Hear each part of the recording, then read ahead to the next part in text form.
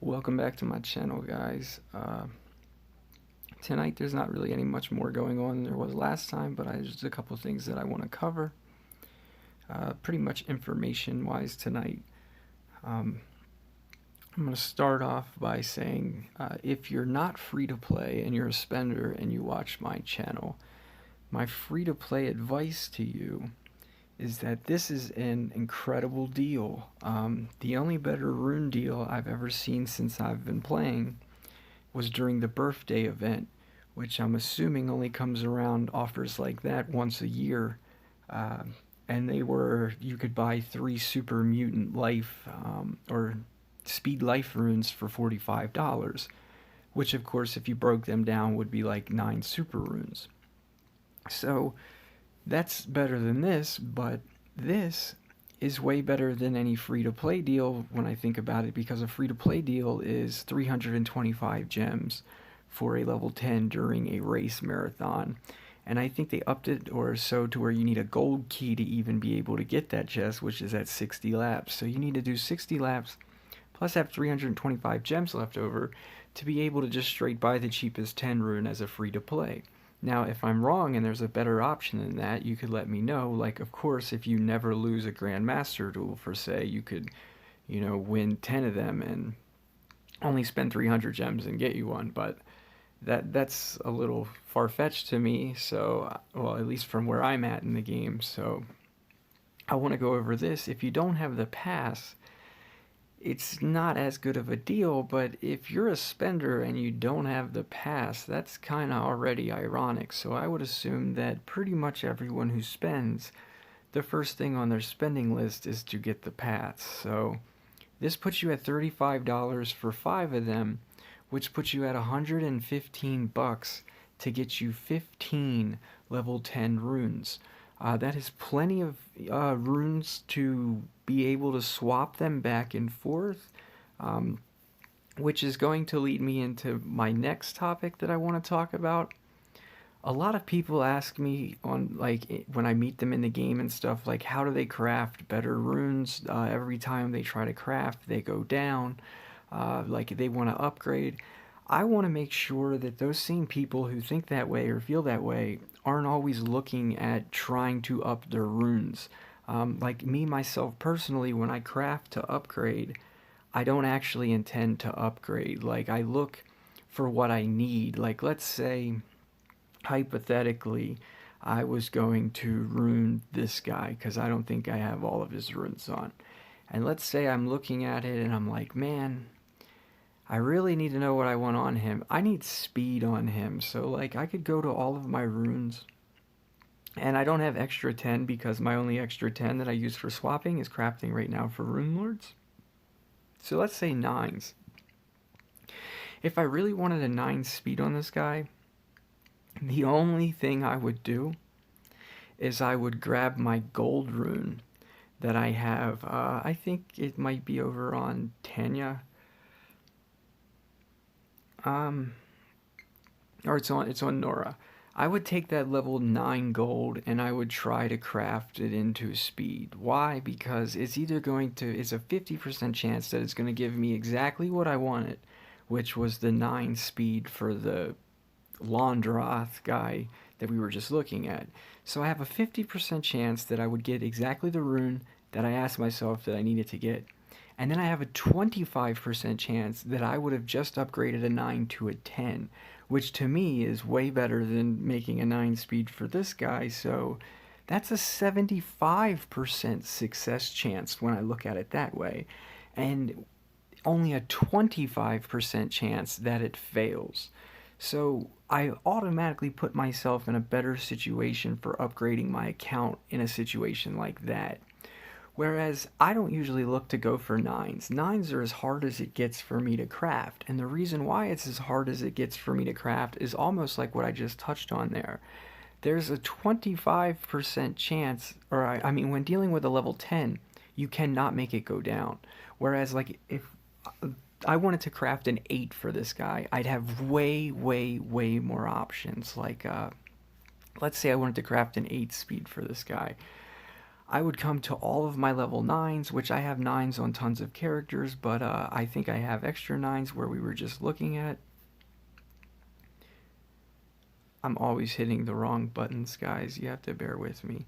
Alright, so if we were trying to make him an 8 speed, I would instantly come over to my 9s and I'd be like, alright, slap one of them in the crafter with 3 speeds. Why? 25% chance that it goes up to a 10, 50% chance I don't get what I want. I get a 9 speed, but hey, a 9 speed is better than that 8 speed I was trying to craft, and that would be a successful upgrade if it went to a 10. If it went to a 9, I would have got a better rune for my guy. But if I was looking specifically for an 8, I would start here and try to craft it. Why? Because that way when it goes down, I win. Meaning if it drops down to an 8 speed, I got exactly what I wanted. Meaning that's a 100% success rate. Meaning, actually it's not. It's probably like an 11% fail or maybe smaller, because what could actually happen is it just goes down into an 8 strength. Which, don't get me wrong, that has definitely happened to me with my crafting method. Whereas like I'm trying to make an 8 something and I make an 8 the opposite type that I wanted from a 9. But I always look as downgrading. I want down, like I took statistics. I didn't do all that great in that class because I didn't, turn in all my work, but I still learned a good bit when I was in there. So like success and fail rate is what I'm really looking at, and what I want to do when I'm crafting runes is I want to make it to where my failure rate is as low as possible and my success rate is as high as possible. And if I don't do any interactions at all, the game already gives me a 25, 50, 25, meaning 25 is fail rate, 25 is the success rate, and 50 means I didn't do anything, but technically spent some gold. So, to me, if I can manipulate the rune types to where going down still gives me what I want, then I put myself in a never lose situation. And that's how I get so many gold runes too, guys, is because if I'm worried about a rune going down and I'm only worried about upgrading levels, like say I'm looking at it and I'm like, oh, I got a bunch of extra 7s, but I don't have any extra 8s. Like, it'd be really nice to get an extra 8 to work with. Well, then I would just put 3 golds in. Why? Because the worst thing that happens is I'm going to get me a level 6 gold, and that's not a waste to me. I'm putting that on a mythic. If I had an extra level 6 gold right now, I'd put it right here on this guy. So you got to really look at rune crafting that way. You got to put yourself in a situation to where when you're crafting, you get, better stuff. Now, why this matters and why I'm going over it now is because I actually want to talk about something that I have come up with that I call Rune Locking. And that is where you lock a person in to a certain set of runes to where you cannot change them. Like hypothetically, since I don't have any extra 10s because my only extra 10 is chilling in there right now, that makes my Nora rune locked. And what I mean by that is, let's say I go right over here and put her back to like a normal Nora. Alright, this is a normal Nora. She's rune locked. She's not completely rune locked because I have extra 9s, so she's not rune locked. But she is rune locked with that 10, meaning I cannot swap it with anything. Like, what if I wanted her to have a 10 speed and 9 speed? I can't do it. But do I own a 10 speed somewhere in this game? Yes, I do. I've got one over here on this guy. So if I wanted to move his 10 over to Nora right now, I cannot do it. And the reason why I can't do it is because I'm rune locked, meaning I need one extra free rune of that level to not be rune locked. Then I can move runes around from different monsters to get exactly what I wanted. Meaning if I needed speed on Nora, I could take this 10 right off of him by putting a gold 10 in its place, go over to Nora, take her 10 strength, turn it into his 10 speed, then bring her 10 strength over here and put it there if I wanted to, but I'd usually just leave the gold. That is why you don't just jump right up from like level 6s to, trying to see how fast you can craft a 10. Now, if you do craft a 10, usually you want to keep it for Rune Lords. Why? Because if you put your first 10 on a monster, you just automatically did what I'm just now talking about. You rune lock that 10, meaning it's stuck there. The only way to move it, the only way to do anything with it is to pay gems to take it back off. You do not want to rune lock your monsters at all, even if you're brand new and you're just starting. And you're like, oh man, my highest rune is a level 5. Okay, well, know that if you put that on your best monster, he's now rune locked with that 5, meaning you're going to have to pay gems to take it off or wait till you get another extra 5 before you can even start swapping runes. So the best thing I feel to do is to craft in a progression, meaning first craft a bunch of 6s, then craft a bunch of 7s, then craft a bunch of 8s, then craft a bunch of 9s, and so forth. And if you do get to the urge where you're like, man, all my runes are capped at 7, basically, meaning I have some 7s, but I don't have anything higher than a 7, and that's where you're stuck at.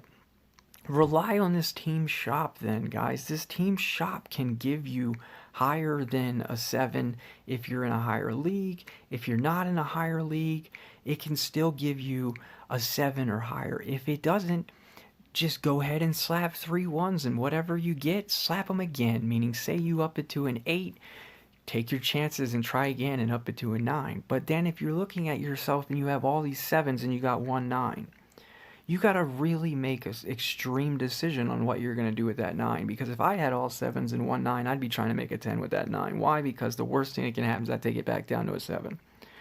But as soon as I had 2 8s, meaning say I had an 8 life and an 8 strength and all my other things were 7s, I would start putting them on my monsters. Why? Because if I put one on, I can take it off, meaning as soon as I get my third one, I can then have an 8 on 2 different monsters, and if I want to switch, the strength rune from one monster to the life rune from the other monster, I can use that third rune that I have to do so. And that is how it will always work, meaning you always want to stay 1 rune above what your maximum runes are, meaning if the most runes you have is like, or if your highest rune is 7, and you have 2 of them on your guys, you want to own 3 of them. If your highest rune's in 8 and you have 5 of them on your guys, you want to own 6 of them. If your highest rune's in 9 and you have 4 of them on your guys, you want to own 5 of them. That is the goal, guys. That's to me is progressive rune crafting. That might be a little confusing to some of you. I can understand. I'm just rambling trying to explain that to you. But I would hope that the ones that are serious about their gameplay, whether you're free to play or you spend money, that you understand that. And that brings me right back to this. That brings me back to you can get 5 of them. That's enough to put 4 on a guy if you don't even own any 10s right now. So if you don't own any 10s at all in the game and you've been struggling with runes, maybe you spend money and you buy monsters or you buy maze coins and it's real easy to get your monsters ranked, or you spend the gems when the flash pass comes in the amber dungeon and you're like, man, I can get my monsters ranked, but I just can't get away from these level 7s. Like, how do I get away from level 7s? This right here is a glory, okay? This is 35 bucks, gives you 5 runes. That allows you to put 4 of them on your monsters and 1 of them in your crafter every rune lords. That is an amazing jump, guys. That will put you in a huge, big difference. Now, if you're one of those people who thinks about monsters and you're thinking like, oh man, I'd rather have an exclusive monster than the runes. I've been playing this game for 10 months, and I'll tell you, in my 10 months' time, monsters get outdated really quick. Meaning, yeah, sure, they've got old monsters like Wormlad, that's been around for a long time, and they're really good. But that's the exception to the rule. The common rule of thumb is they print newer monsters to be better than the older monsters to encourage you to keep having to spend. Meaning if the older monsters were always just going to be better than the good monsters, why would anyone be encouraged to buy the new monsters? So they constantly make them counter the older monsters so that way you buy them.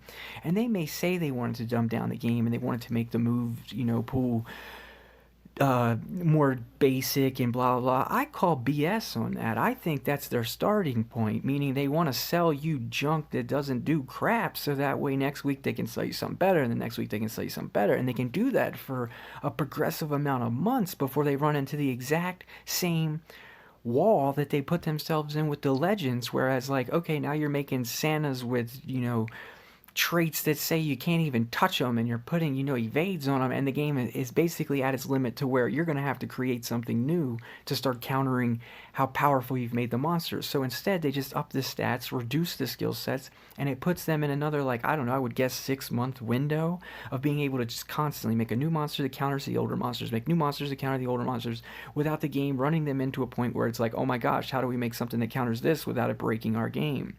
And then we can't sell anybody nothing because they just want the broken monsters. So that's what I think they avoided. That's what I want to talk about tonight, was basically, I'm making free-to-play videos all the time. But along with being free to play, I'm in this to save people money, meaning I encourage you to spend money on the game. You're spending money on the game is what actually gives me a game to be able to play. So I definitely just don't want you to waste your money, meaning if we come to, I guess, yeah, like that, I wouldn't buy that. I mean, maybe 200 gems is a lot, but what do you, this stuff, man? I'm not buying 10,000 maze coins for 50 bucks when you can get 5 level 10s. Like, I don't know a maze monster mythic that's been good, that's worth 5 10s. Like, there's a bunch of good mythic monsters. We can go jump right up to the rankings and go right to, top 10 and just grab a person. I don't know who this is, but all right, like right here, man, that's a monster that's worth, not 5 10s, but that's definitely a good monster. Why is this monster not worth 5 10s? Because it basically does the same thing a Tanya does, but, a little spicier. It's like comparing a charging banner to a beast banner. This is the beast banner, and then Tanya is the charging banner. But it's still not 5 level 10s different in value. Meaning, yes, I would have encouraged you to buy this guy. Don't get me wrong, that's one I would have encouraged you to buy. But what I not would not encourage you to buy was maze coins for, or what I would not encourage you to buy this guy over 5 level 10s. Put it that way. He's a great gold collector, man. Meaning, if this was my Mr. Beast, those 2 10s would be gold runes on him. If I used them, I'd swap them for something else. That's another thing. I see many spenders with 50 plus level 10s. If you have 50 plus level 10s, why are 35 of them not gold? 35 of those level 10 should be gold runes. Why? Because you can just swap the gold runes for the other 15 playable runes on your monsters as you're wanting to play. You're not going to rune lock your monsters, but I'm not going to tell heavy spenders how to play. They're here to escape life and spend money to enjoy a game. They can do that. But that's my point that I'm making, is that monsters like Brutalizer, that's a monster that is extremely good, okay? But it's also a monster I think is going to be outdated. Meaning, I don't see this monster being extremely good a year from now. Why? Because it's taunt with a damage mirror, meaning I think it's designed to be a toolbox, meaning it's used for attack teams. Whereas if you're going against an attack team and you look at the attack team and you're like, oh man, they got all these attackers, or they got this attacker that hits really hard. You could bring this guy level 100, or I don't think it works that way, because I think if you kill him in one hit, maybe his damage mirror doesn't trigger. But you could bring this guy like level 130 versus that team, and you're gonna know that their attacker's running straight into a damage mirror. Why? That's the point. That's the whole role of bringing him. But as of right now, he's just dominating the game, so he's gonna continue to dominate the game. But level 10s have been dominating the game for as long as the game's been around and had level 10s, I would suppose. I mean, sure, they've got super runes, but I'm talking about 10s. Super runes aren't for sale right now. If super runes were for sale right now and they were as good of a deal as these 10s, I'd be letting you know, hey, you guys got to get these super runes. I wasn't making a channel videos, I think, at the time of the, or I was making videos at the time of the birthday runes, and I just never went over them because I was free to play, so I regret doing that. I would have told you guys that you really should have bought that. That's the best rune offer I've ever seen since I've playing, was the super ones. So maybe next year when it comes back around, maybe it'll be good.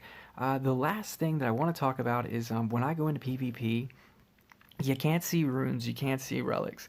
So I think that it's worth, to anyone who's serious about PvP, I think it's worth you taking some notes when you come in here. Like, I played Magic the Gathering, and they used to, I played Standard, and Standard only had, roughly, I don't know, 2,000 or 3,000 cards in it. But if you were serious about playing it, you had to know pretty much word for word on every single one of those 3,000 cards, or else you were, having to pick up your opponent's card and be like, what's that do every time? And if I don't even know what their cards do, then I'm definitely not in a situation to be dominating the game or the format.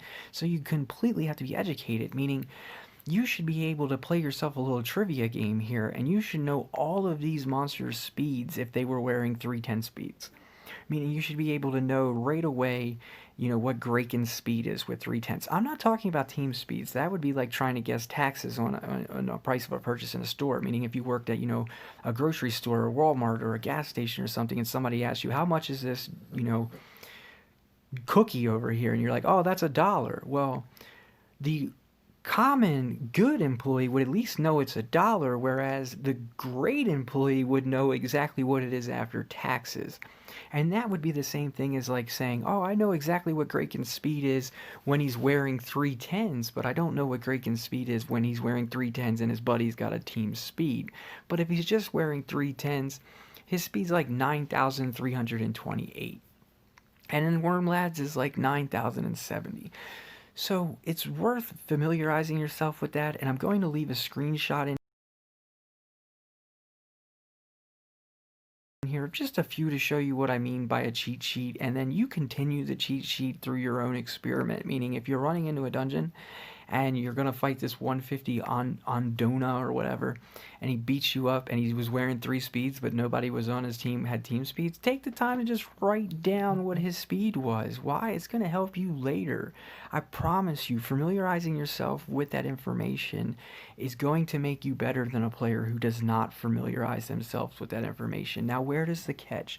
Don't get too cocky. Why? I have lost fights because I thought Kraken's speed was going to be, roughly 9,328 in a fight because I didn't think anyone was wearing team speeds. And then I run in and he's got super speeds on and he blows me out because his speed's over 10K and I was not expecting that. So yes, you have to pay attention, to all things in the game. But this is just rule of thumb. This is just a video to help you guys. It's about runes. The whole video is about runes. It's tips on runes, and it's for free to play and it's for spenders. But mainly this one here is just for spenders. It's not for free to play. If you buy these, you are no longer free to play. Myself personally, it took me 4 months to craft my very first 10. So buying 5 of them to me is like you're saving yourself 1 year of crafting. So if you really are worried about, your friends saying something like, "Oh, you bought runes, that's why you can beat me."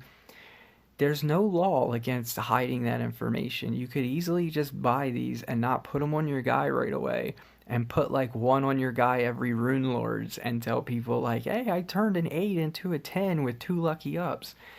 Everyone to your game is your way to play. I'm not trying to do anything but give you the knowledge to let you know, hey guys, this is a fantastic deal. And who is telling you that?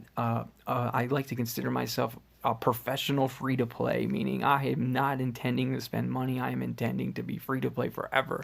But don't think I don't know when I see an advantage against me being sold. And if it's an advantage against me, that means it's a good deal for you. So anyway, guys, thank you to everyone who's been watching my channel.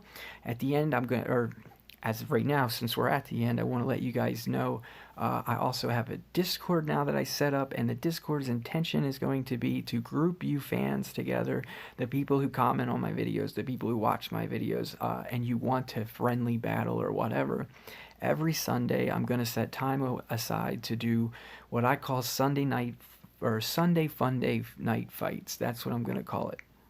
It's a little tongue twister for right now, but I'm sure I can catch on to it eventually. But Sunday Fun Day night fights is what it's going to be called.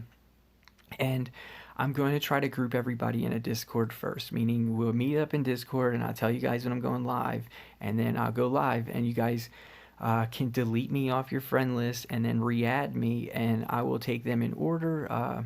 Or actually, no, don't even do that. Just send me the battle requests. Actually, I don't know if that doesn't work either because the battle requests only last like 5 minutes. So yeah, maybe we'll talk about it in Discord before Sunday gets here and we'll figure out the best way, but I want to do it in any way that supports first come, first serve, and since no one knows what I'll be running and I don't know what they'll be running, I feel that everybody deserves a 2 out of 3, meaning we'll do 2 out of 3, which means sometimes the person who doesn't even have the better monsters might win just because they're smart enough to think what the other person's going to bring and they bring a better set, a better matchup monsters. However, but that's what I think is the best thing that I can offer. And if that takes too long, meaning to do 2 out of 3s with people because people don't feel like waiting, I will move down to where we just do 1v1 every Sunday. And then you can count 3 Sundays up to see who did better 2 out of 3. If anyone has a better idea than that, drop it in the comments. But also shout outs to the other Discord that I'm sharing you. Lord Moochie had invited me there, and it seems like a pretty, group of people who care about playing Monster Legends.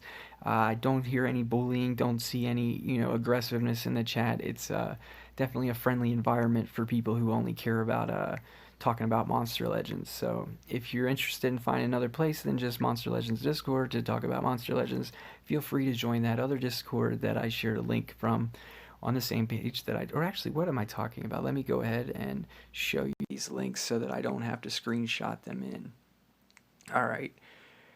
This is the link to Lord Moochie's server, where this link will probably not be good for after today, so if you need another link, you could easily just comment on my video, I'll give you another one, or you could come to the Discord. So That's your best options. But other than this is mine. I'm the only one in here yet. I do have the bot that gives updates in here, but I'm not even sure how to run Discord or anything like that. So I could really use some help if somebody shows up in my Discord that knows a little bit about Discord and like how I could set permissions so that only the bot can comment in one channel, and then I could set up a channel where everybody can comment, and then a channel for like my new videos or whatever. Like I said, anyone who can come help, I'll greatly appreciate it. And yeah, that sums up everything that I have to say for tonight, guys. So thank you to everybody who's been watching. Appreciate all the support. I'm really, thankful that there's not a whole lot of you that jumped on the wagon right away, because if you've been watching my lives when I do my classic live duels, I've been getting beat up pretty bad, meaning I don't play as good on camera as I do off camera. I get a little embarrassed when I misplay because I know people are watching, and I still have to work on that. So if thousands of people were watching, I think it would be a lot more pressure and a lot more embarrassing. So I'd really like to practice and get better at playing in front of people on camera before a whole bunch of people show up to criticize and point fingers. Whereas I encourage criticism, trust me. I get a lot of criticism about my voice. People think I'm depressed. People think that, I'm younger than I am, or that I'm just not happy about, things, or that I don't really know all the details, but I just know that, yeah, my voice is something that everybody, that does give me criticism. That seems to be the number one thing that criticizes my voice, that I need to be a little bit more happy about things. Well, I'm not happy with things in the game. I'm depressed. Like, since they printed Mythics, I feel like Social Point just ripped free-to-play's legs out from under them. Like, if I was a spender, all I had to do was go buy 3 max Mythics, and I could have been trolling kids for the last 2 weeks. So or not 2 weeks, the last couple of months. So I mean, that's how I feel in the game. Whereas I'm along for the ride, though, guys. Meaning you will know when I'm happy. If I get thrilled about something or I get excited about something, it won't be hard for you to notice. Trust me. So the fact that you can notice that I'm not happy, that's a good sign. That's a good sign that you can read me well, I think. And then the ones that aren't in the same boat as me, you got to remember sometimes, guys, if I put something down, it's from my point of view. I don't always consider that everything is useful to somebody out there. Meaning, like when I talk about Wormlad cells, I already have a rank 3 Wormlad, so I don't care about more Wormlad cells. So when I get them, I'm not happy. Like when I open birthday chests and I get Wormlad cells, that's a bronze relic to me. But if you don't own Wormlad, that's the best elite in the game at level 100 for you to be getting cells too, so your brain's going to sparkle to get some cells to him. Whereas I guess I don't really consider that when I'm trying to get my opinion, because I'm trying to give a winning opinion instead of, trying to find the reason why everything's good, and I'm also trying to avoid just reading out updates. So my channel is going to be a little bit of a roller coaster ride in the beginning until I get a system of what I'm exactly doing. Whereas like tonight and last night were pretty rough because I don't have ideas to film, but I'm still trying to hang in there. Whereas like this is not a fully educational video. It's just, information with ramble. Whereas there is times where I'm going to make a constructed educational video where I'm going to sit down and write down what I want to say on a piece of paper and make sure that I have it right on paper before I even open my mouth on the camera. So that will be coming too, especially if I get another down point like this where I don't have anything to do. Like tomorrow I'll be going live, but if there's nothing going on in the game tomorrow, I will definitely be making instructional video. Whereas what's going on today in the game, guys, this is what's going on in the game today for me, guys. I'm trying to complete a Panda Explorer maze, and I am almost there. I feel so pimp. I do not own the monsters that were on the other side, guys. I'm sure I'm not the only free-to-play out there who did not have those monsters, but this is really motivating me to want to play more, guys. Thank you so much, Social Point, for making me really want to max collect my coins, because Lord forbid I don't get this Panda, that checkered point down there, and I need that 5 rune, and there might be a diamond in that silver chest, so like I gotta keep grinding. But yeah, that's me being sarcastic. But other than that, I did get the Krusty. I paid 135 gems total for them. I am not going for these relics. I'm not even spending gems to get to these chests. If I make it there, I make it there. I don't think I will, because I'm not even doing max collects. So yeah, that's where I'm at and what's going on with the game. My challenge monsters I've already talked about. I think you should just get them for El Colosso. And my breeding event, or not my breeding, yeah, the breeding event I didn't do anything in. And then this Rune Lords, guys, I had no head start on. As soon as I got the event, I was making dinner. And after I finished making dinner, I was 1 hour into the event and I went ahead and started crafting my first 10, which means I'm only going to be able to flip a 10 twice in this event. But what I plan to do is open up all my chests and open up a shop rune and hope that is enough to push me through, along with right now on camera while I remember it, I can go through and collect this. I forgot all about that. So anyway, guys, thank you to everyone who watches my channel. Peace.